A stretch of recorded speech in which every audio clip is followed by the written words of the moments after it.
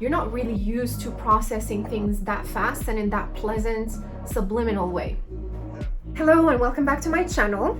Today, whatever is going on inside of your subconscious mind comes out through art. When we talk about emotions, it's actually a mindset. It's a state of being that actually materializes through painting and brush strokes. You often don't really know what you're doing or why you're painting certain things and not others, especially while abstract painting. But once you make the effort of trying to understand why you're using certain colors, why certain brush movements at certain times, etc., well, I started giving art therapy workshops a few months back, and I noticed some really interesting things. So what I'm doing during the art therapy session is I'm facilitating your understanding of your emotions and overcoming and using your emotions for maybe a certain outcome, or maybe just overcoming an emotional state, stress relief, or whatever the objective is. And what I noticed is we often use certain colors to symbolize things even if we're unconscious of them. And then we use certain shapes and certain patterns that talk about our state of mind and trapped emotions and things we could not release, for example. Then what I do, once these things are on canvas, I try to guide the person into understanding the colors, the patterns, what they feel about those things. And then use a different palette, some kind of bright, some kind of change in the patterns and the colors that could make them feel better. Now, once they do that, the interpretation of the final result is quite interesting because it tells a story. It tells a story of emotional processing. Sometimes it's very concrete examples of what they're going through in their lives or where their daily struggles are at. So patterns like like cage patterns or walls, or for example being lost in the forest, the Sahara maybe. So things like these. And it's quite interesting because the stories can be different in the plot and in the shapes and things, but the processing is the same somehow. So what happens eventually is when you're trying to consciously change the colors and the patterns and you make the effort into making things better for yourself, what you're actually doing is you're working subconsciously on your blockages and on all of those challenges and struggles that you could not really deal with in real life. And so that's interesting because you've solved more problems than you probably realize just through a canvas, things that might take years sometimes. The first sessions can be often very intense because there's a lot that comes out, and there's a lot of speed into it because it's never been done before, and because you're not really used to processing things that fast and in that pleasant, subliminal way. There are many ways you can do art therapy through. Coaches use different techniques, artists, coaches, but the core is the same.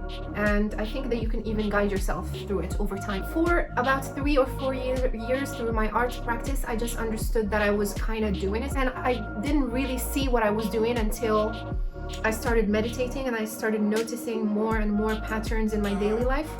So that really made me realize a lot. And then I started to do it consciously. I just had to bring some water and put my hair up because it's crazy hot right now. Okay, so since I was certified in 2018 for coaching and training,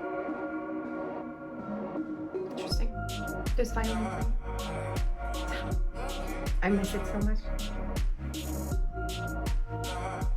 I don't have time to play. Okay, anyway, I don't have guiding notes for this one. Bear with me.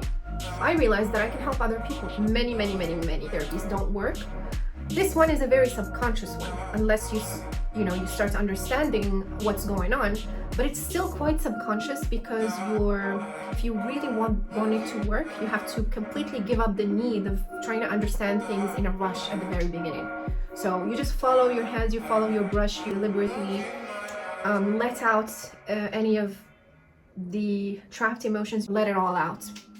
And so once you do that, and you process things after a while, you just realize, oh, this is what's going on. So I was able to overcome so many emotional blocks, relationship blocks, family stuff, just things that bug me every day and that can cause some emotional discomfort at times and just stop me from working and from using my full potential and genuinely being happy in my daily life. So this was the game changer.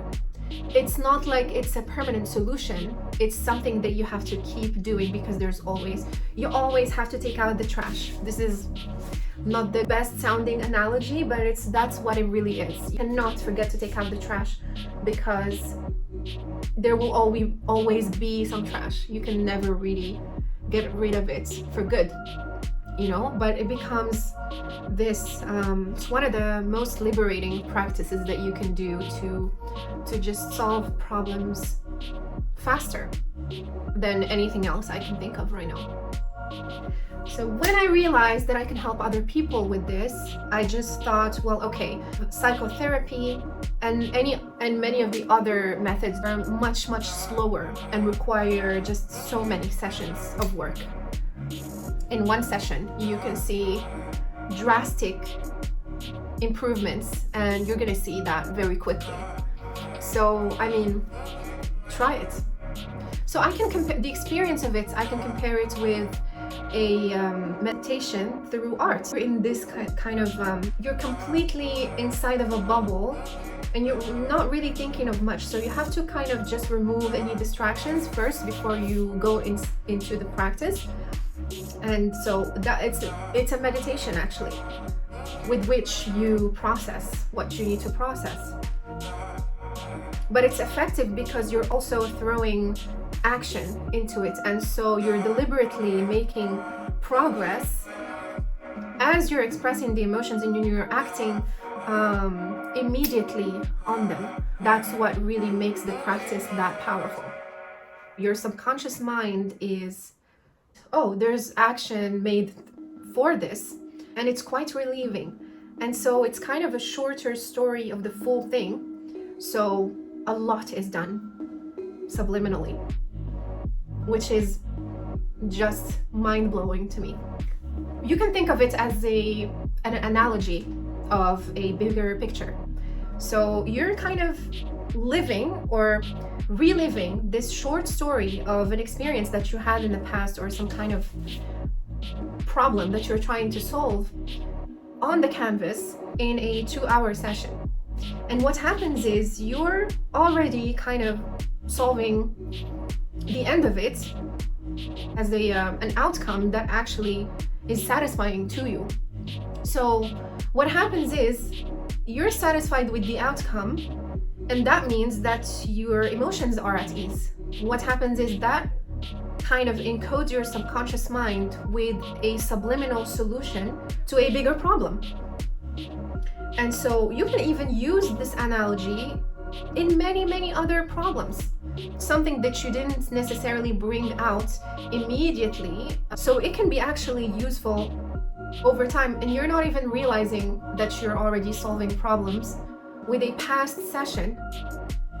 You're not really conscious of it. So it's kind of a magical potion that works continuously. Isn't that crazy? I would advise at first to get in art therapy through someone guiding you, because it just makes the experience much easier, much smoother.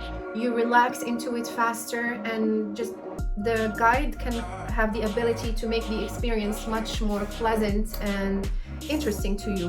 Whereas if you start alone, I remember very distinctly, and it still happens sometimes, I have this huge resistance before I start just my regular art practice. Sometimes it's because I'm having a hard time just thinking, oh, I have to recall all the emotions and all the stories to kind of put them on canvas. And you know what, since I started working on truth and just deliberately putting myself into uncomfortable situations where I have to address past trauma and just problems to move forward, because if you don't, then you'll never really move forward. You'll never go anywhere. And so once I started doing that, it just became easier and easier and easier.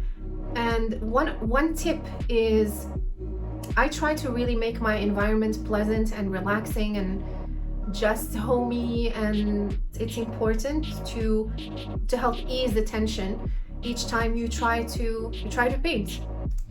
So you can have your little painting corner anywhere in your house. It doesn't have to be a studio. It doesn't have to be the full thing. You can just have a corner, and it can be next to a nice window overlooking some good view, or just the sunset or something, and have some plants around. Then, you know, have it organized in a way that makes it luscious, you know, and also comfortable. And I talked about this in a previous video, but you can actually it's actually about finding happiness through the art process. It's very useful because that applies to any other profession or any other endeavor or career that you might be pursuing.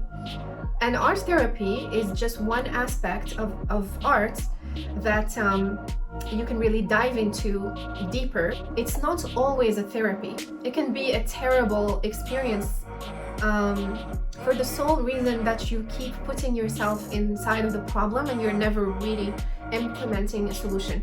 This can also happen if you're not guided through the painting experience. And I've had some students and some clients that were going through this and really needed a lot of attention and help to kind of get out of the problem area and to just move on to the solution.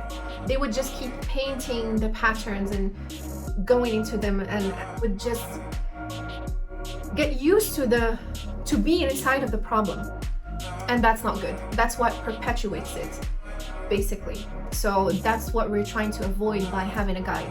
Check out my next video here. Bye now.